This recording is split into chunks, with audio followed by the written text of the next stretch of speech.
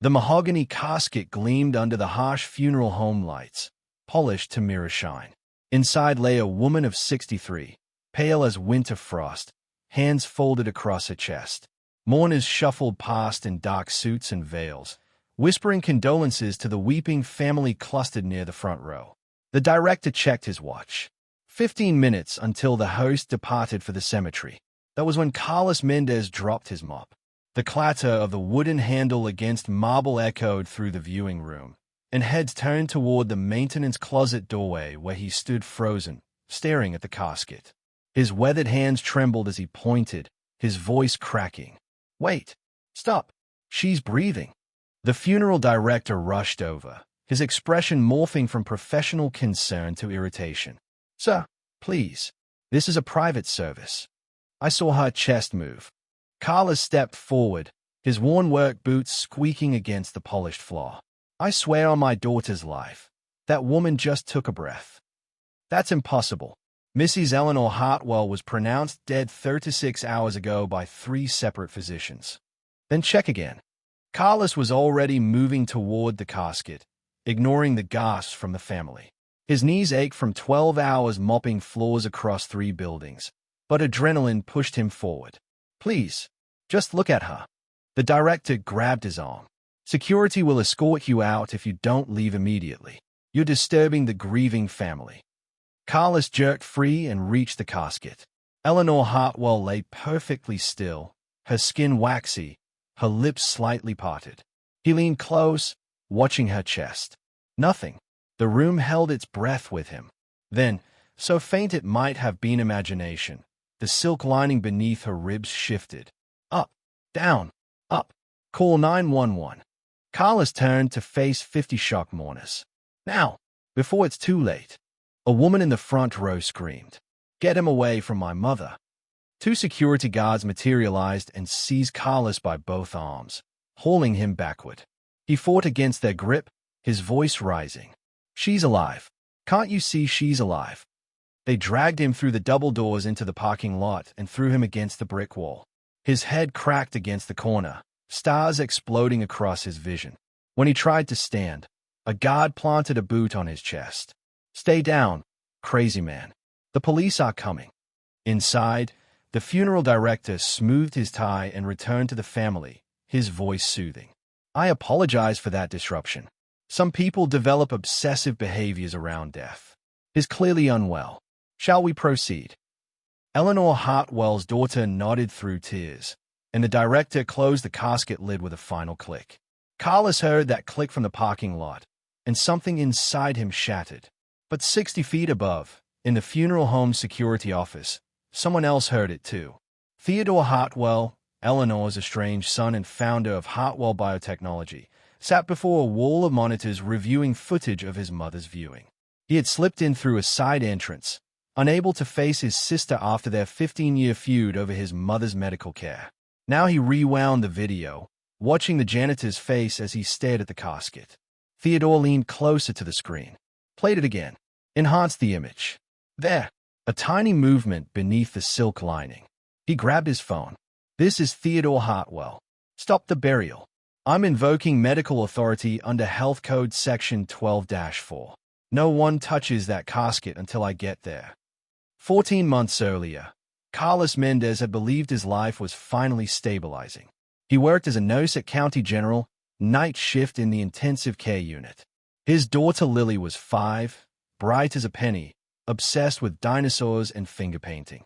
His wife had died 2 years prior from an aneurysm, sudden and brutal, leaving him alone with a toddler and a mortgage. But he managed. He was good at managing. Then came the incident with Mrs. Patterson in room 304. The elderly woman had stopped breathing during his rounds. Carlos initiated CPR immediately, cracking 2 ribs in the process, keeping blood flowing to her brain for 7 minutes until the code team arrived. They revived her. She survived. 3 days later, she was transferred to rehabilitation, expected to make a full recovery. Her son filed a complaint alleging Carlos had broken her ribs through excessive force and delayed calling for help to cover his mistake.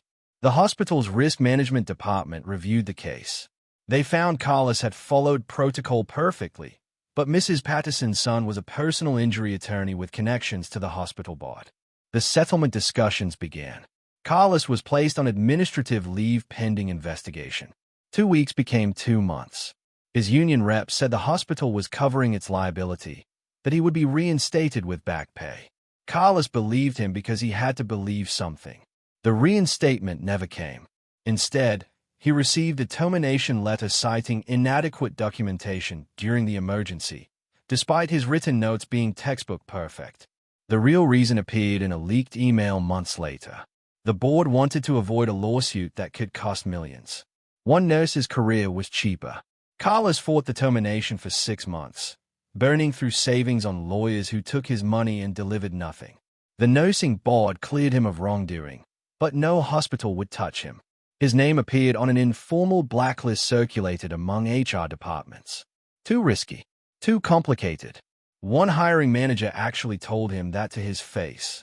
By the time he started mopping floors at the Riverside Funeral Home, his checking account held $83 and Lily had worn the same shoes for 4 months, her toes pressed against the canvas tips. He worked 3 jobs. Funeral home maintenance from 6 in the morning until 2 in the afternoon. Office building cleaning from 3 until 10 at night. Weekend shifts at a 24-hour laundromat, wiping down machines and unsticking dryers. 70 hours a week for $22,000 a year. His studio apartment cost $1,400 a month. Heat was extra. The radiator clanked all winter but barely pushed out warmth. So Lily slept in his bed under 3 blankets while he took the couch with his winter coat as a comforter. Sometimes she woke up crying from nightmares about her mother. Carlos held her and promised everything would be okay, the lie tasting like copper on his tongue. Breakfast was store-brand cereal with powdered milk because real milk expired too fast and cost too much. Lunch was whatever the funeral home caterers left behind. Dinner was rice and beans, beans and rice, occasionally chicken quarters when they went on sale for 59 cents a pound. Lily never complained. She was too young to know they were poor, or too smart to hurt him by saying so. Carlos lost 15 pounds in 3 months. His pants hung loose, held up by a belt he punched new holes into with a screwdriver. His hands cracked and bled from industrial cleaning chemicals.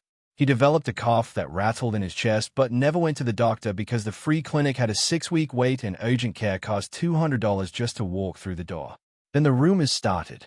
Someone who knew someone who worked at County General told a version of his story where Carlos had panicked during the emergency and broken an old woman's ribs in his incompetence. Another version claimed he was fired for stealing medication. A third said he had been inappropriate with a patient. None of it was true, but truth was not required for a story to travel. The funeral home director called him into the office one Tuesday morning. "Carlos, I need to discuss something uncomfortable. Several clients have expressed concern about your presence during services." "Concern about what?" "They say you make them uneasy. One family complained that you were staring at their deceased relative." "I was cleaning the brass fixtures on the casket stand. That's literally my job." The director shifted papers on his desk. "I'm sure that's all it was. But perception matters in this business. I'm going to need you to limit your presence in the viewing rooms during services. Work around the schedule. That cuts my hours in half." "I'm sorry. It's the best I can offer." Carlos walked out of that office knowing he was being slowly suffocated, not with violence or drama, but with bureaucratic paperwork and whispered doubts. The world was grinding him down to nothing, and no one would remember his name when he finally disappeared. That night, Lily asked why they never went to the park anymore. Carlos told her he was too tired. She said that was okay. She was tired too. She was 5 years old and already learning to make herself smaller to fit his pain. The guilt of that crushed him worse than any poverty. When he saw Eleanor Hartwell's chest rise and fall in that casket, every instinct he had spent 14 months suppressing roared back to life. He could not save himself, could not fix his own destruction, but he could still recognize death from life. He could still do the one thing he was trained to do, even if it cost him everything left. The police arrived at the funeral home parking lot and took statements from the security guards, the funeral director, and 3 witnesses who claimed Carlos had tried to open the casket by force. Carlos sat on the curb with his hands cuffed behind his back, watching the hearse pull away toward Riverside Cemetery. No one had checked Eleanor Hartwell. No one had listened. An officer approached him, a woman in her 40s with tired eyes. "You want to tell me what happened?" "I saw her breathing. I tried to stop them from burying her alive. The funeral director says you have a history of mental health issues." "That's not true. I'm a nurse. I was a nurse. I know what I saw." "Were you using any substances today? Medications? Alcohol?" Carlos closed his eyes. There was no point. The story was already written, and he was just the crazy janitor who disrupted a funeral. They would charge him with disorderly conduct, maybe trespassing, ban him from the property. He would lose another job. Lily would wear those shoes another month. No substances, just a man trying to help. The officer wrote something in her notebook. "We're going to let you go with a warning today, but stay away from this funeral home. If you come back, it's criminal trespass. Understand? She's going to die in that casket if someone doesn't open it." "Sir, 3 doctors pronounced her dead. You need to let this go." They uncuffed him and drove away. Carlos sat on the curb until his legs stopped shaking, then walked 4 miles home because he did not have money for the bus. His phone buzzed twice with text from his other employers asking why he had not shown up for his afternoon shift. He did not answer. What could he say? Lily was at the neighbor's apartment when he arrived, the elderly woman who watched her for $5 an hour. Mrs. Chen handed her over with a concerned look. "You okay, Carlos? You look like you've seen death." "Just a hard day." He made Lily mac and cheese from a box and watched her eat while he drank tap water and pretended he was not hungry. She chatted about a butterfly she saw, how it had orange wings and landed right on her hand. Did butterflies have feelings? Could they be friends with people? Carlos answered on autopilot, his mind still trapped in that funeral home, watching Eleanor Hartwell's chest rise and fall. After Lily fell asleep, he sat on the couch in the dark and calculated how long until eviction. 6 weeks if he skipped the electric bill. 4 if he did not. His phone buzzed again. A voicemail from the funeral home director informing him his services were no longer needed and his final check would be mailed. $43, he estimated, minus taxes. He thought about Mrs. Patterson and the lawsuit that destroyed his life for saving hers. He thought about Eleanor Hartwell, buried in silk and mahogany, suffocating in darkness while her family mourned above.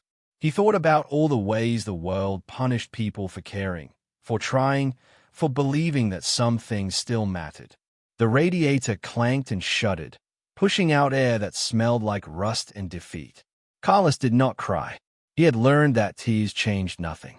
But Theodore Hartwell, 60 miles away in his penthouse office overlooking the downtown skyline, was making phone calls that would change everything. He had spent 2 hours reviewing security footage frame by frame, enhancing the image of his mother's chest through algorithmic processing. The movement was there, microscopic, but present.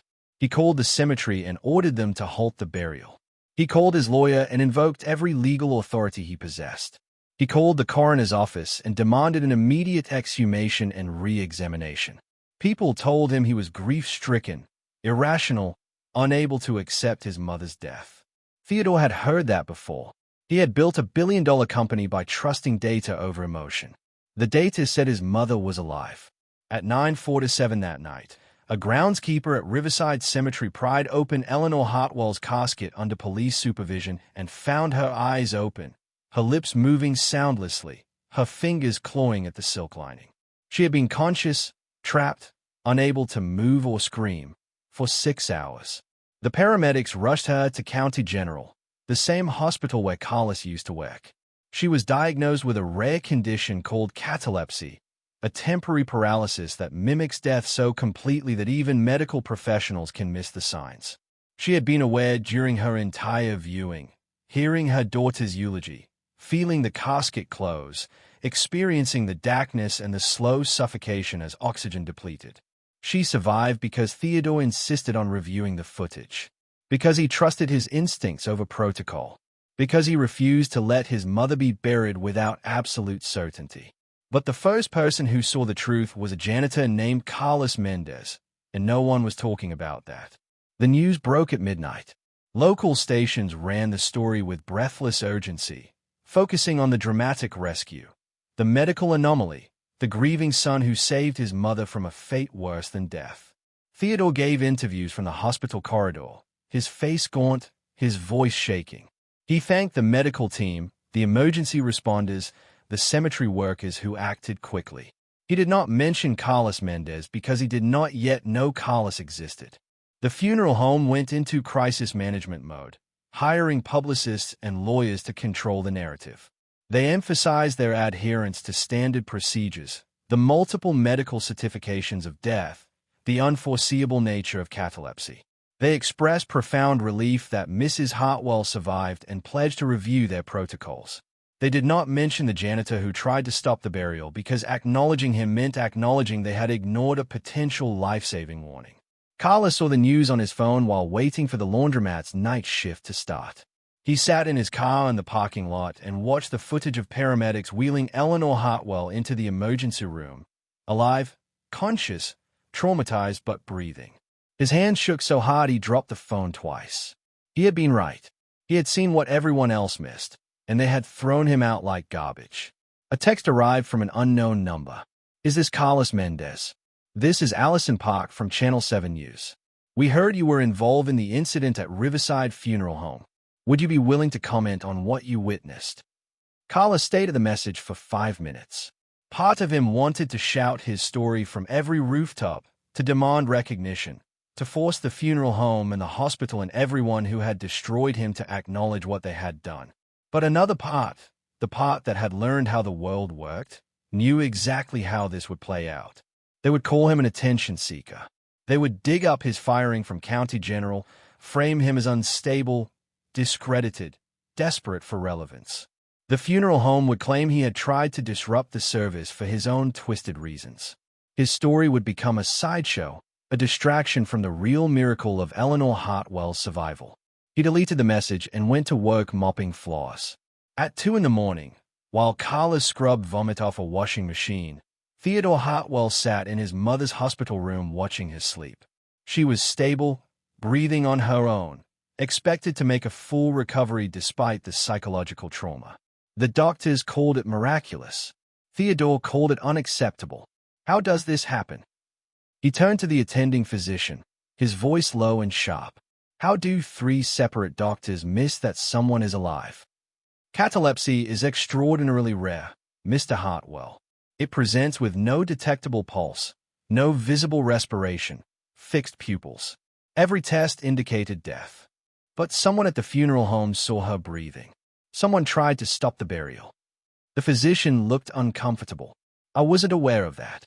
Neither was I until an hour ago. I had my assistant review all the incident reports.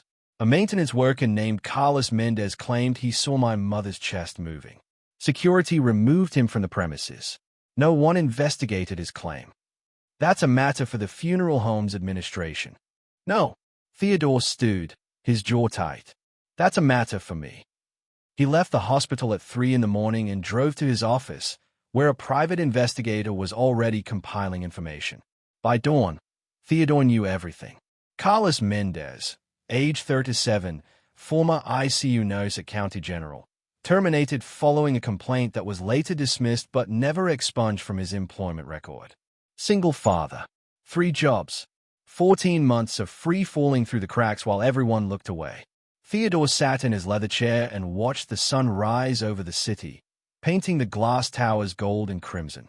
His mother had been conscious in that casket, buried alive, because no one had listened to a man whose only crime was being poor and powerless. The injustice of that burned through him like acid. He had spent 15 years building Hartwell Biotechnology into an empire, developing treatments for rare diseases, making himself wealthy beyond imagination. He had also spent 15 years estranged from his mother over an argument about money he could barely remember now. She had accused him of valuing profit over people. He had called her naive and sentimental. They had not spoken since. Now she had nearly died because the world had valued procedure over instinct, credentials over observation, status over truth. A janitor had seen what doctors missed, and the system had punished him for it. Theodore picked up his phone and called his head of security. Find Carlos Mendez. Bring him to me, and find out where he lives. Carlos was asleep on his couch when the knock came at 7 in the morning. He jolted awake, disoriented, his neck screaming from the angle he had passed out at. Lily was still asleep in the bed, her small body curled under the blankets. Another knock, louder this time. He opened the door to find a woman in a dark suit, professional and polite. Carlos Mendez. Who's asking? My name is Jennifer Torres. I work for Theodore Hartwell. He would like to speak with you about the incident at Riverside Funeral Home. Carlos's first instinct was to close the door. Rich people did not knock on doors like his unless they were serving lawsuits or collecting debts. I don't have anything to say. Mr. Hartwell believes you saved his mother's life. He wants to thank you personally and discuss what happened. The funeral home already fired me. I'm done with the whole thing. Jennifer's expression softened slightly. Mr. Hartwell is at the hospital with his mother right now. He asked me to find you and bring you to him. He's offering to compensate you for your time. $500 for the meeting, regardless of what you decide afterward. Carla stared at her. $500. Half a month's rent. Lily's new shoes and a week of groceries. He wanted to tell this woman to leave, to take her money and her wealthy boss and disappear. But Lily stirred in the bed behind him, and the radiator clanked its familiar broken rhythm, and Carlos's pride was not worth more than his daughter's comfort. Let me get dressed. I need to drop my daughter at the neighbor's first. We can wait. 20 minutes later, Carlos sat in the back of a black car with leather seats and climate control, watching the city roll past. Jennifer said nothing during the drive, working on her laptop while Carlos tried not to feel like an imposter. The hospital loomed ahead, familiar and hostile. He had not been inside County General since his termination. Jennifer led him through private corridors to a wing he had never accessed as staff. Everything here was quiet, carpeted, designed for people who could afford to suffer in comfort. She stopped at a door guarded by a private security officer and knocked twice. Come in. Theodore Hartwell stood by the window, his back to the door. He was tall, lean, dressed in an expensive suit that probably cost more than Carlos made in 3 months. When he turned, his face was lined with exhaustion and something harder to name. Mr. Mendez, thank you for coming. He crossed the room and extended his hand. Carlos shook it, aware of his own cracked knuckles and chemical-stained fingers. I'm Theodore Hartwell. I understand you tried to stop my mother's burial. I saw her breathing. No one believed me. I believe you. Theodore gestured to a chair. Please, sit. Can I get you coffee? Food?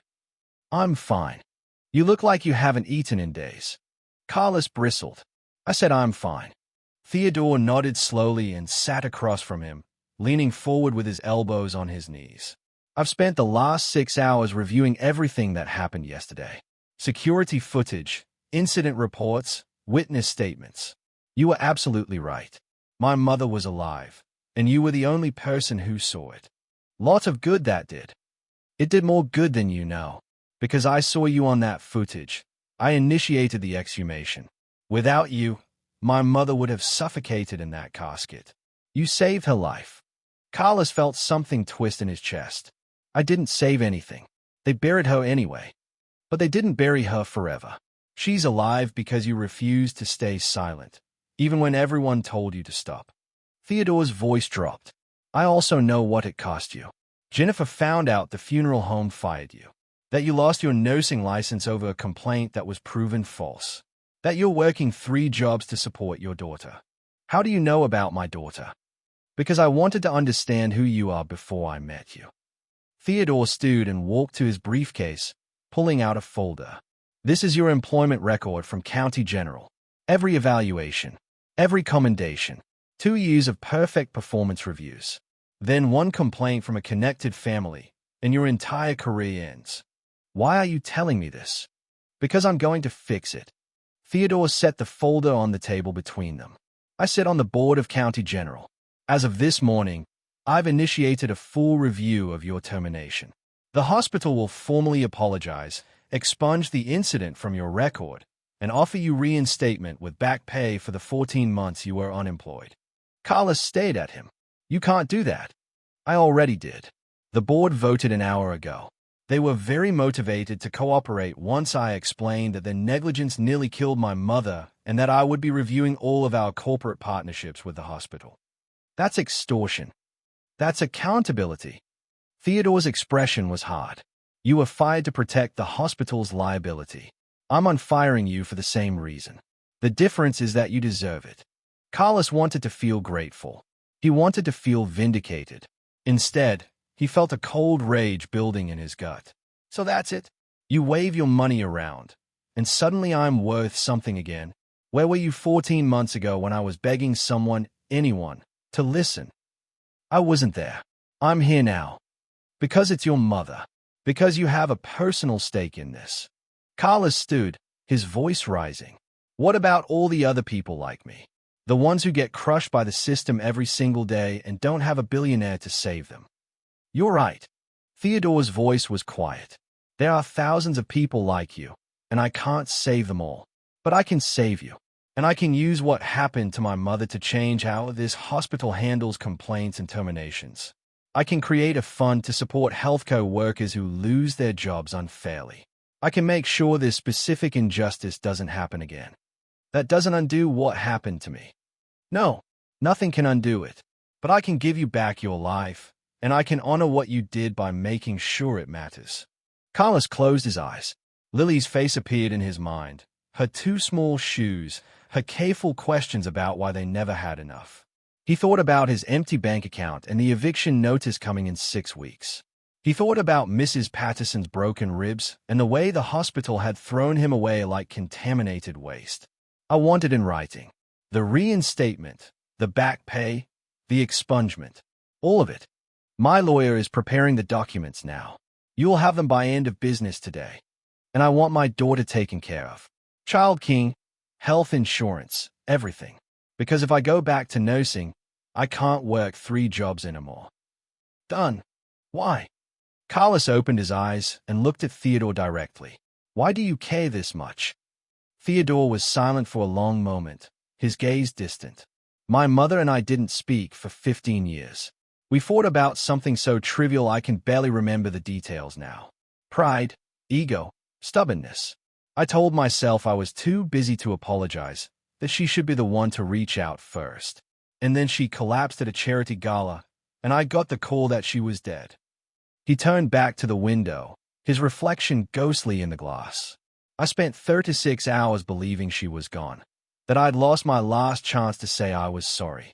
I gave interviews about treasuring time with loved ones, about not taking anything for granted.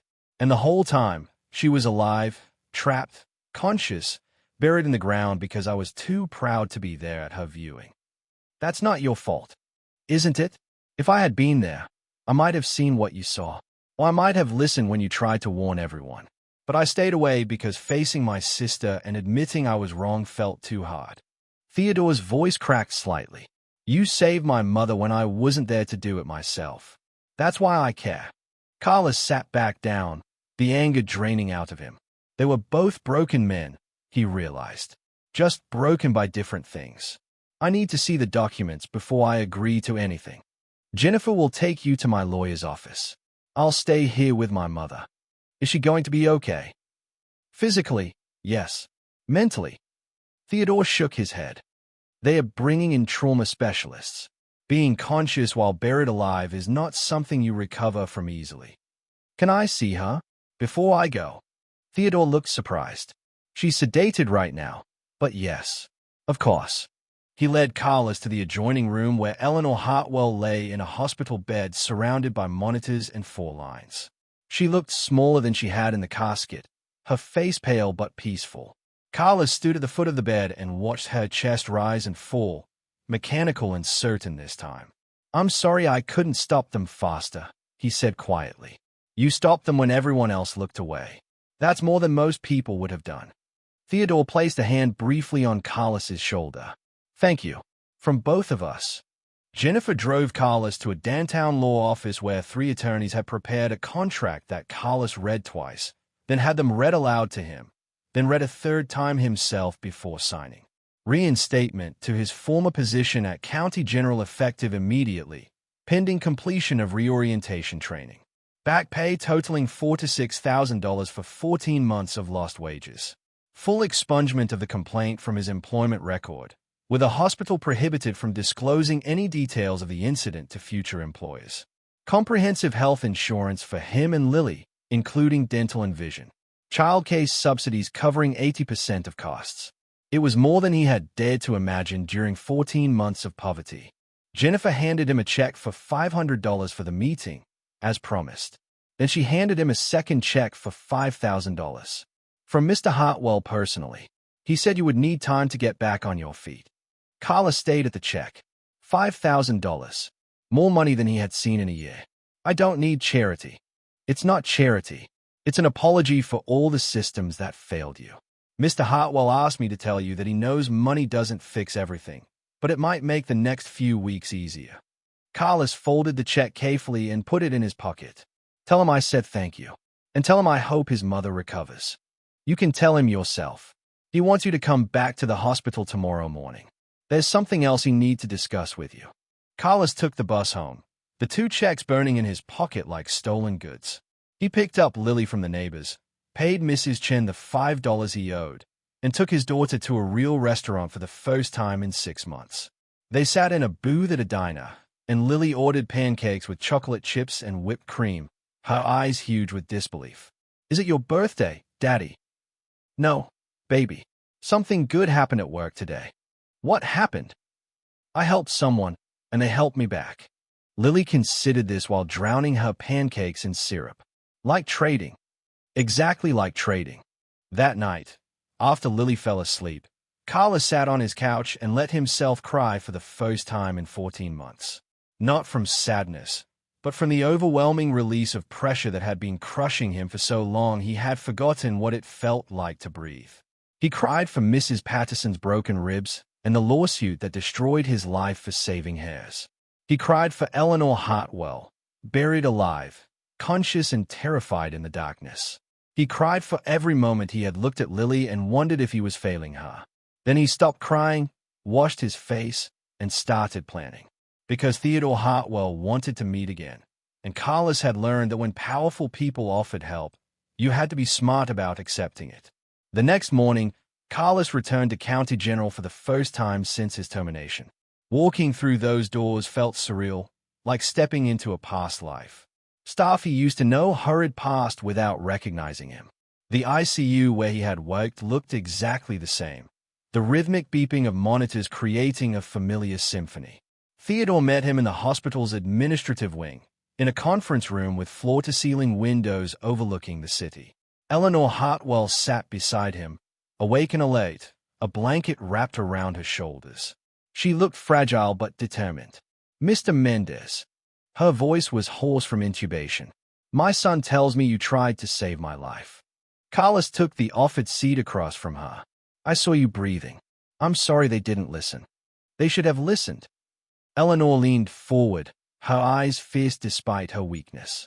Theodore tells me you lost your job for speaking up, that the funeral home fired you rather than admit they might have made a mistake. That's what happened. Then we're going to do something about it. She glanced at her son. Tell him. Theodore pulled up a presentation on the laptop in front of him. My mother and I have been discussing how to turn this tragedy into something meaningful. We're establishing a foundation called Second Chance Medical Advocacy. Its purpose is to support healthcare workers who lose their jobs after reporting safety concerns, filing complaints, or challenging medical decisions that put patients at risk. Carlos frowned. How would that work? Legal support, financial assistance during unemployment, job placement services, public advocacy campaigns. We want to make it possible for people like you to speak up without losing everything. Theodore clicked to the next slide. We're funding it with $10 million initially, with plans to expand based on need. That's... Carla struggled to find words. That's incredible, but why are you telling me? Because we want you to help run it. Eleanor's voice was firm.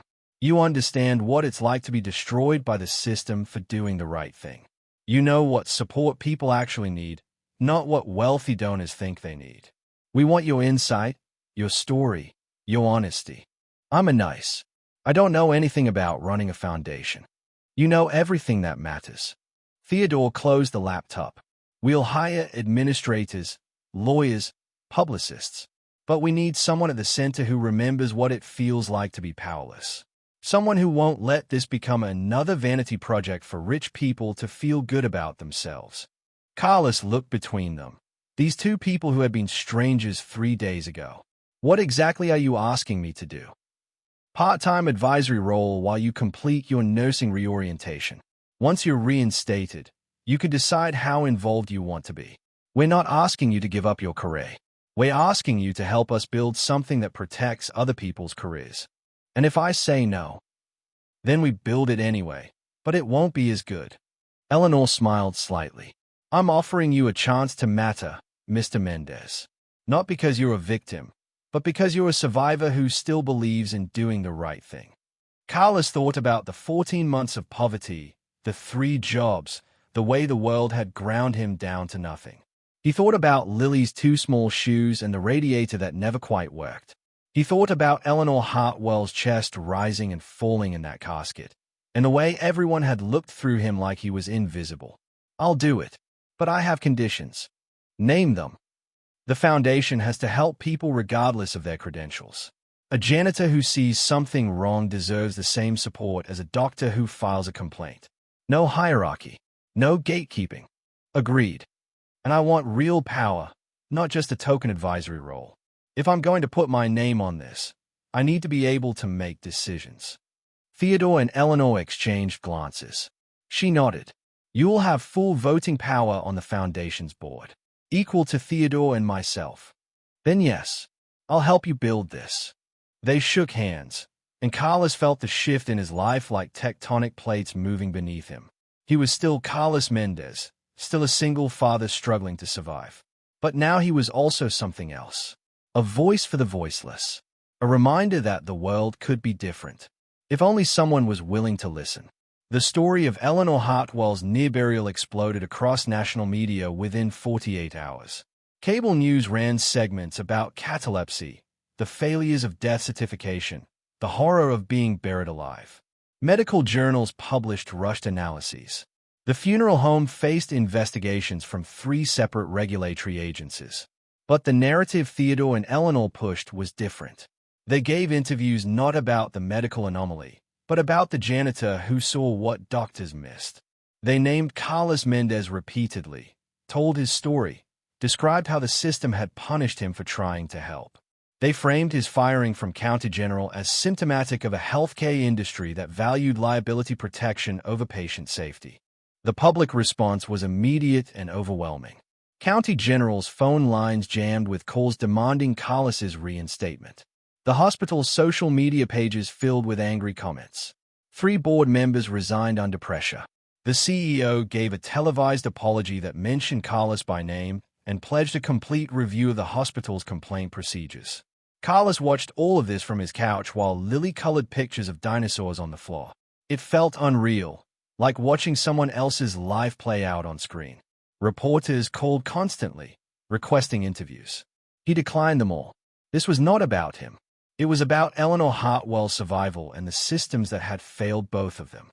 But Theodore was relentless in keeping Carlos's name in the conversation.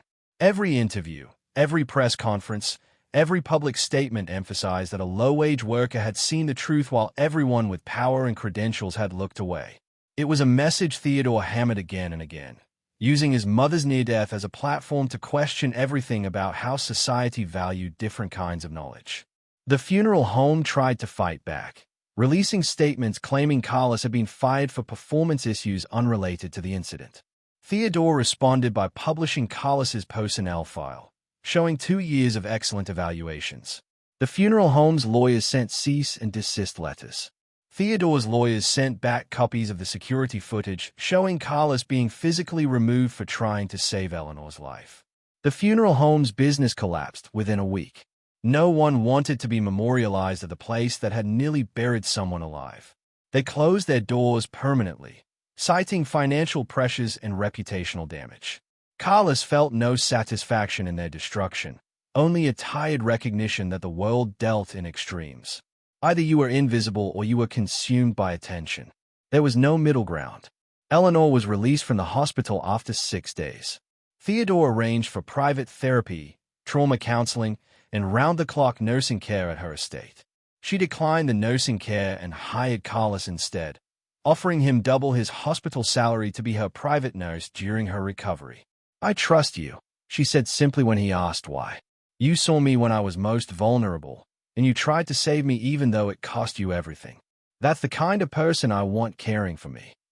So Carlos split his time between reorientation training at County General and private duty nursing at Eleanor's estate, a sprawling property in the hills overlooking the city. Lily came with him, playing in the gardens while he monitored Eleanor's vitals and helped her through the slow process of recovering from profound psychological trauma. Eleanor did not talk much about the burial at first. She focused on simple things: physical therapy, meal planning, tending to her rose garden. But gradually, in fragments, she began describing what it had been like. The panic of waking up paralyzed, unable to move or scream. The sensation of the casket closing, the darkness becoming absolute. The sound of doubt hitting the lid above her, muffled but unmistakable. The slow suffocation as oxygen depleted, the burning in her lungs, the certainty that she was going to die conscious and aware, buried alive. "I prayed someone would realize," she said one afternoon while they sat in the garden. "I prayed and prayed that someone would see I was still alive. And then I heard shouting, a man's voice saying I was breathing. I couldn't move, couldn't respond, but I heard him fighting to get to me. And then they dragged him away, and I thought that was it. I thought I was going to die knowing someone had tried to save me and failed. But you didn't die. No, Theodore saved me in the end. But you saw me first.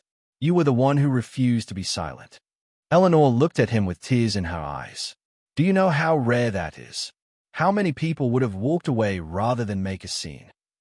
Carlos thought about his 14 months of poverty, the 3 jobs, the way the world had punished him for caring. Most people, probably. It's easier to stay quiet. That's why what you did matters. Because it wasn't easy, and you did it anyway. Lily ran up to them holding a caterpillar on a leaf, her face bright with discovery. Eleanor spent 20 minutes examining the caterpillar with her, talking about metamorphosis and butterflies and the magic of transformation. Watching them together, Carlos felt something shift in his chest. This was what healing looked like. Not dramatic or sudden, but small moments of connection building into something larger. The foundation officially launched 6 weeks after Eleanor's rescue. Second Chance Medical Advocacy opened its doors with a staff of 12, including lawyers, social workers, and public relations specialists. Carlos attended the ribbon-cutting ceremony in his nurse's scrubs, standing between Theodore and Eleanor as cameras flashed. "This foundation exists because systems fail people," Theodore said in his speech. "Because good employees are punished for speaking up. Because protecting liability matters more than protecting lives. We're here to change that. And we're starting by hiring the man who saved my mother as our director of advocacy." Carlos had not agreed to be director of anything. They had discussed an advisory role, part-time, manageable alongside his nursing career. But Theodore had a way of making decisions and presenting them as fait accompli. Carlos stepped to the microphone, acutely aware that he had not prepared remarks and hated public speaking. "I don't have a speech," he said. "I'm not good at this. But I know what it's like to lose everything for trying to help someone. I know what it's like to be invisible, to have no one listen, to watch your life fall apart while everyone looks away.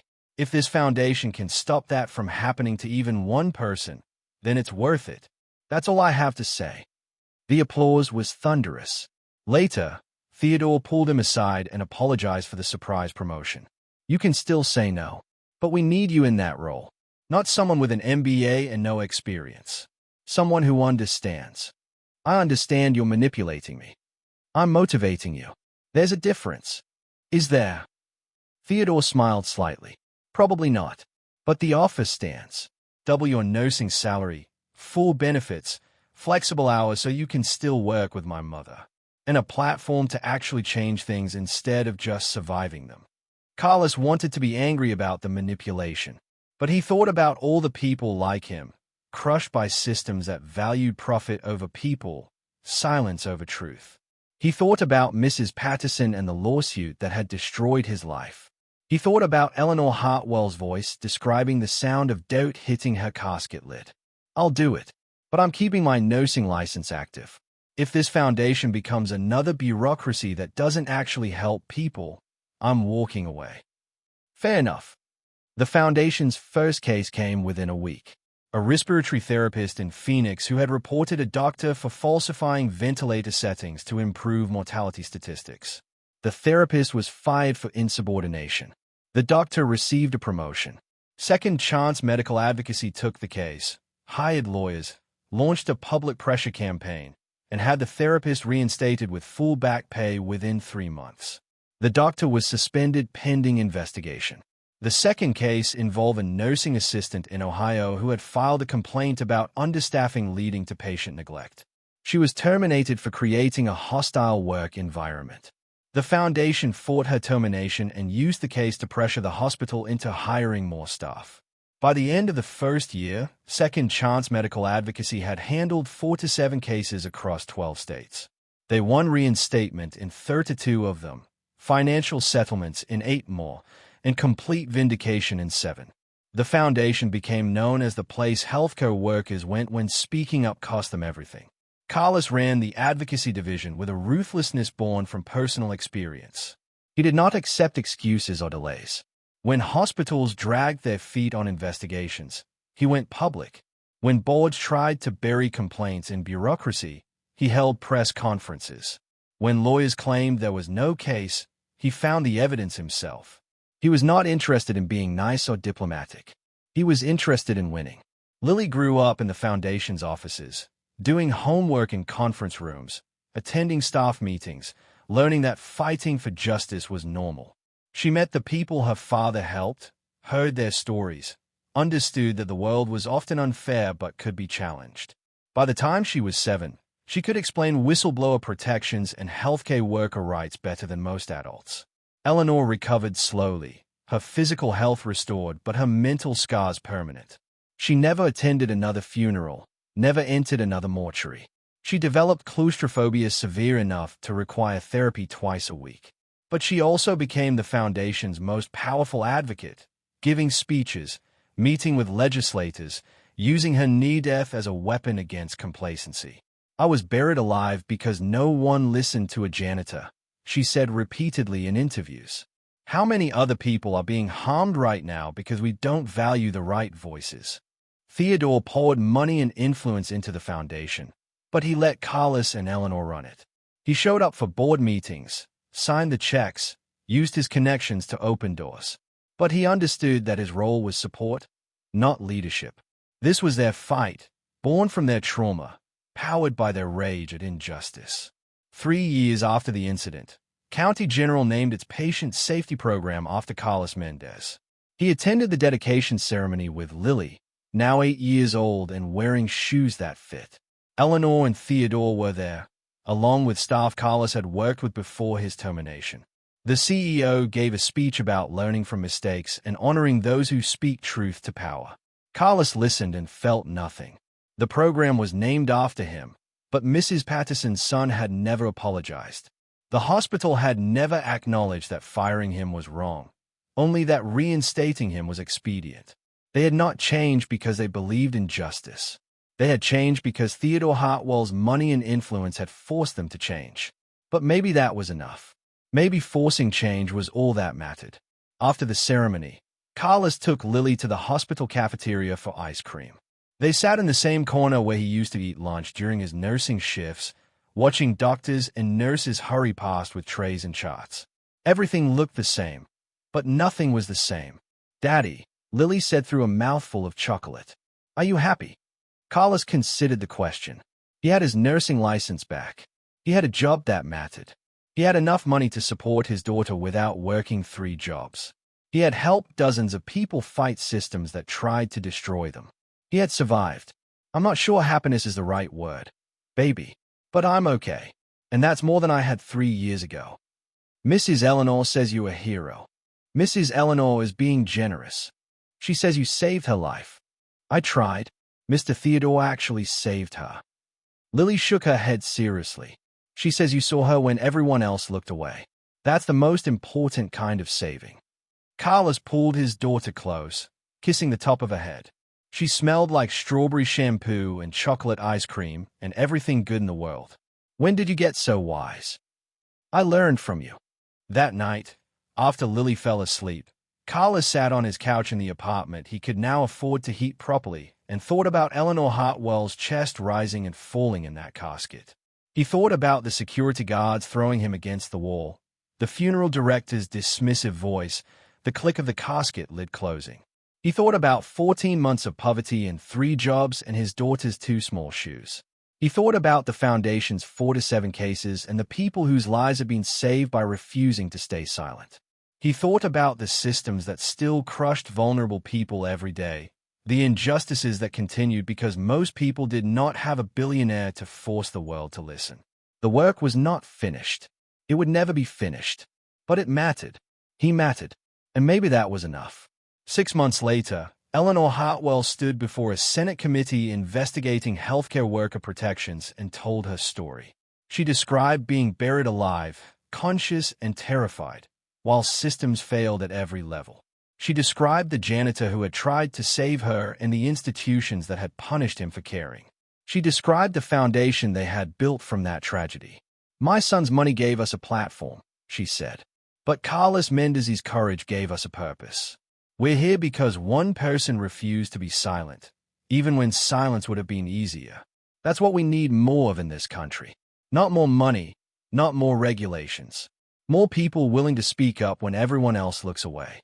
More systems that protect those people instead of punishing them.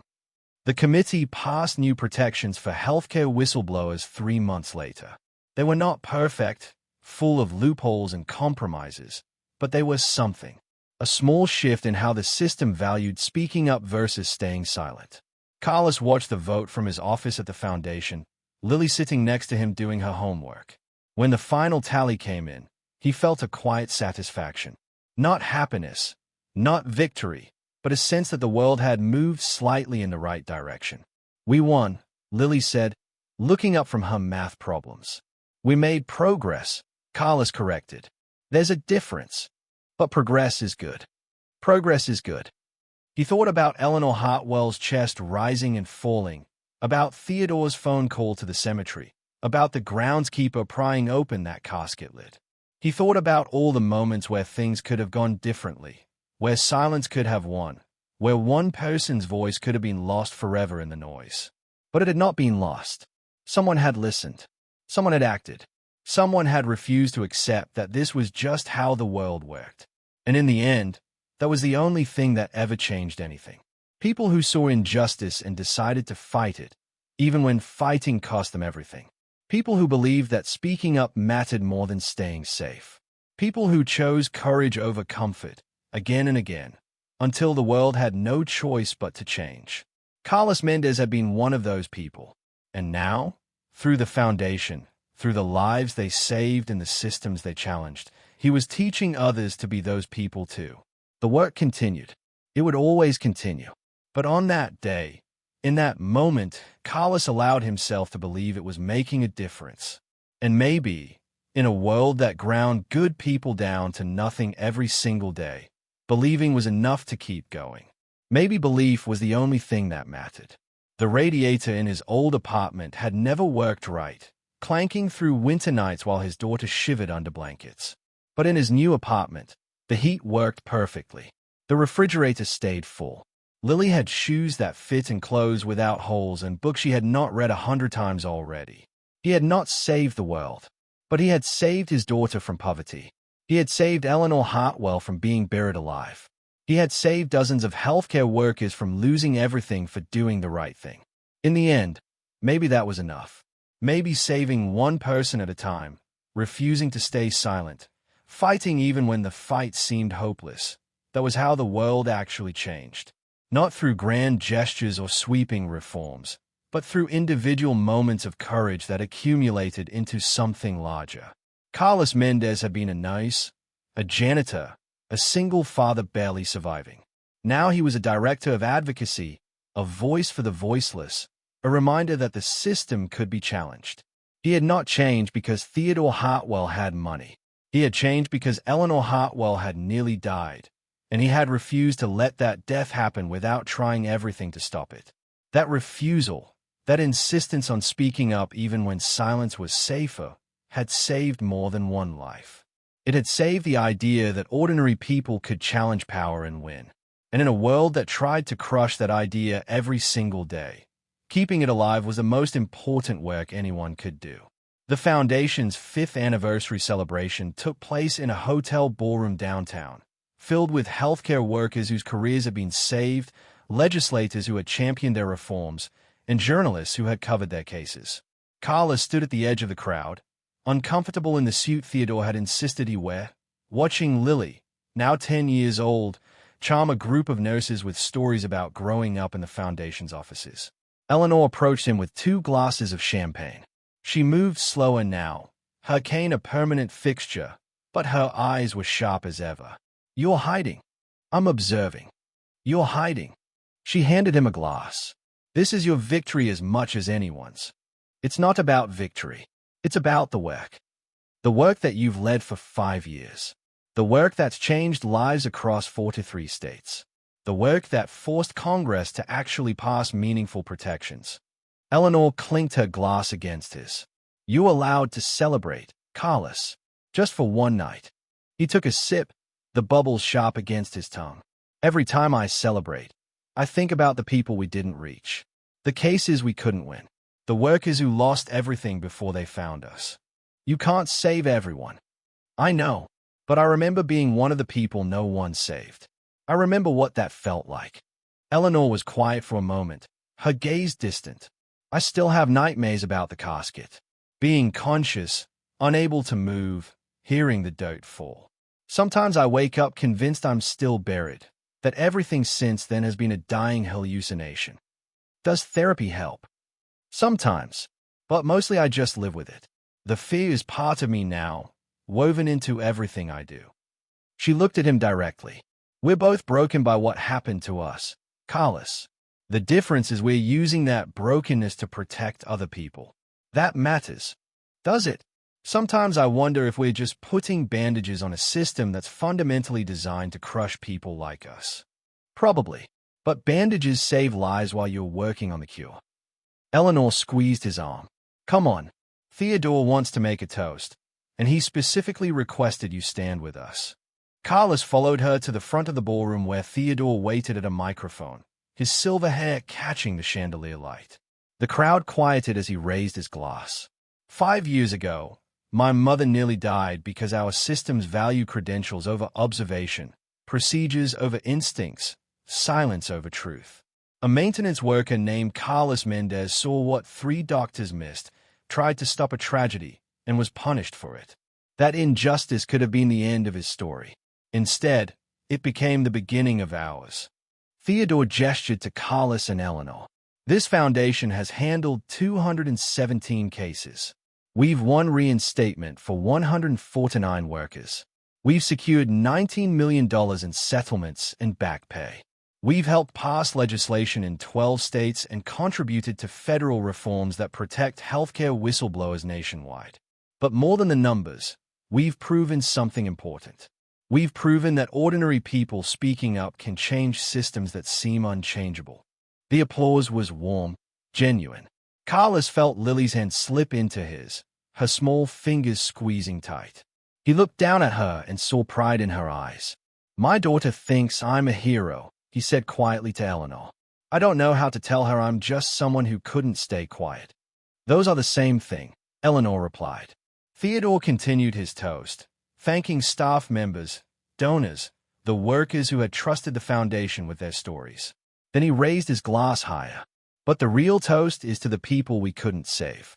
The healthcare workers who lost their jobs and their hope before we existed. The patients who suffered because good employees were too afraid to speak up. The systems that continue failing despite our best efforts. We toast them as a promise. We're not done. We won't stop.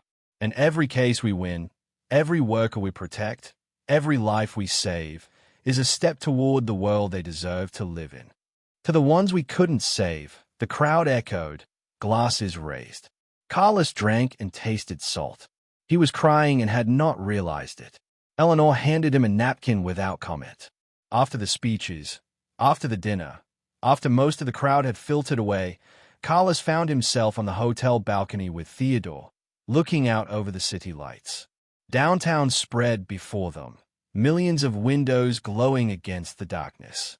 "I have a question," Carlos said, "and I want an honest answer. Always. Did you really believe I was right about your mother? Or did you just want to believe it because you felt guilty about the estrangement?" Theodore considered the question for a long moment. Both, probably. The footage showed something, but it was ambiguous. I could have dismissed it as artifact compression or shadows. Instead, I chose to believe you because believing meant my mother might still be alive. Was that scientific? No, but it was human. And if you'd been wrong? If I'd been wrong, then I would have exhumed my mother's body for nothing, and you would have been the crazy janitor who disrupted a funeral. But I wasn't wrong. You weren't wrong. And that's what matters. Is it?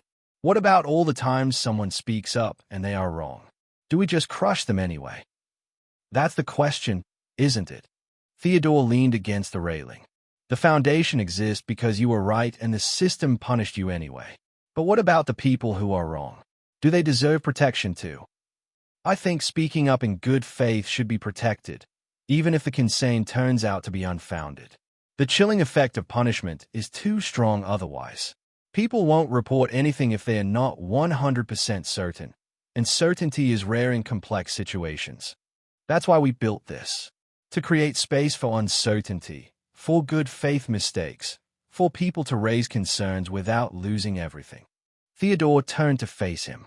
"You know what I've learned in 5 years? That you were right about more than just my mother. You were right about the entire system being designed to silence people. And changing that requires constant pressure, constant vigilance, constant refusal to accept the status quo. That's exhausting." "Yes, but you're good at it." Carlos laughed, a short, bitter sound. "I'm good at being angry. That's not the same as being good at fixing things. Your anger protects people. That's a valid form of fixing things." They stood in silence, watching the city breathe below them. Carlos thought about the 217 cases, the hundreds of lives touched, the ripples spreading outward from each intervention. He thought about the ones they had lost, the workers who had given up before finding them, the patients who had suffered in silence. "I want to expand," he said suddenly. "Beyond healthcare. There are workers in every industry who get crushed for speaking up about safety issues, harassment, fraud. We have a model. We could apply it elsewhere." Theodore smiled. "I was hoping you'd say that. I've been talking to foundations in education, environmental protection, corporate accountability. They're interested in replicating what we've built. That would require more funding, more staff, more everything. I'm aware, and I'm prepared to provide it." Theodore's expression grew serious. "But I need to know you're committed long-term. This can't be something you do while also maintaining a full-time nursing career. If we expand, you need to be all in." Carlos thought about his nursing license, carefully maintained, renewed every 2 years. He thought about the ICU where he had worked, the patients he had cared for, the feeling of saving lives directly instead of through bureaucratic channels. "I need to think about it." "Of course. But Carlos," Theodore placed a hand on his shoulder, "you've saved more lives through this foundation than you ever could have as one nurse on one floor. Don't underestimate the value of systems change." "I don't. But there's something immediate about nursing. You see the person, you help them, you know you made a difference right then. This work is slower, more abstract. More abstract, maybe, but not less real." Carlos nodded slowly. "I'll think about it." He returned to the ballroom to find Lily asleep on a chair, her head pillowed on her folded arms.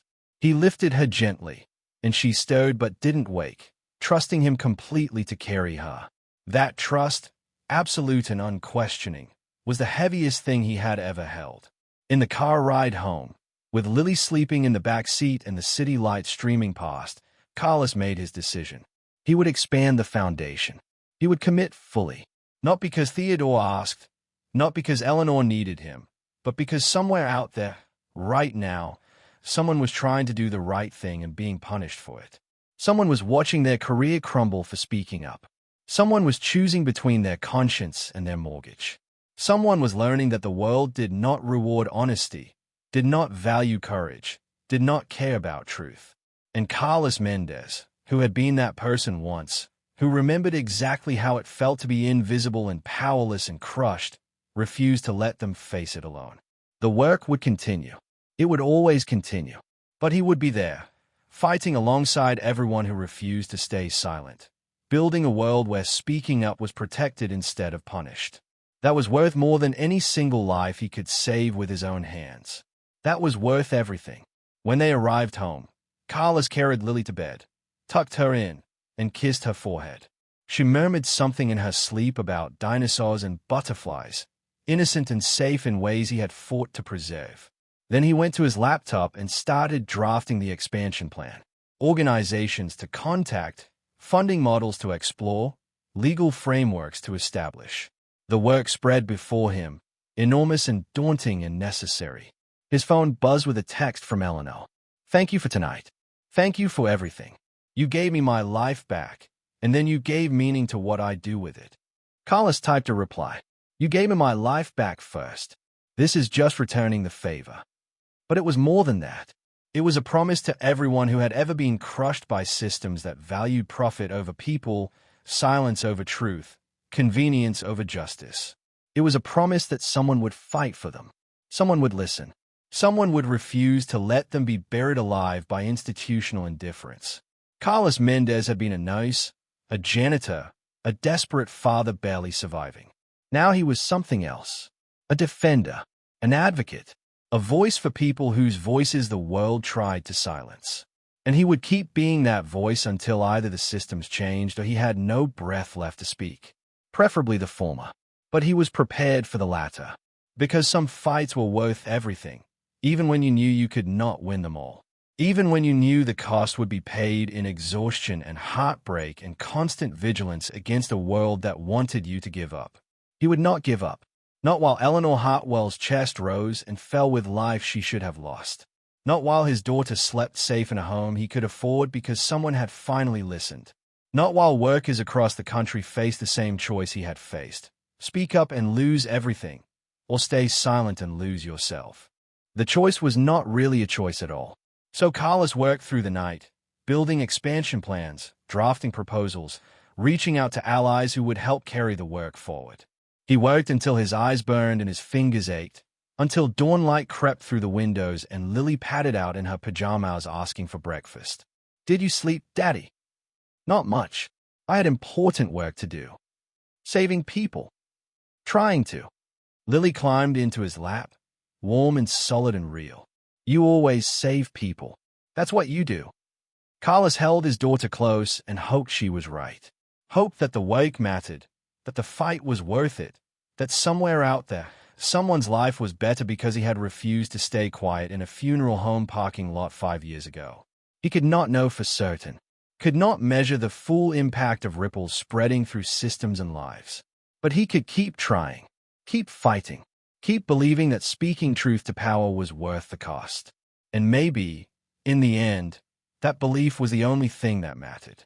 Maybe fighting was enough, even when victory was uncertain. Maybe trying was enough, even when success was incomplete. Maybe being the person who refused to be silent was enough, even when the world tried to bury that refusal under indifference and institutional weight. Carlos Mendez had been buried once, crushed by systems that did not care about truth or justice or people who fell through the cracks. But he had clawed his way back out, and now he spent every day helping others do the same. That was his life now, his purpose, his answer to the question of what one person could do against systems designed to crush them. You fought. You spoke up. You refused to be silent. And when the world tried to bury you alive, you screamed loud enough that someone, somewhere, would hear and refuse to let it happen. That was all anyone could do. And sometimes, when you were very lucky, it was enough.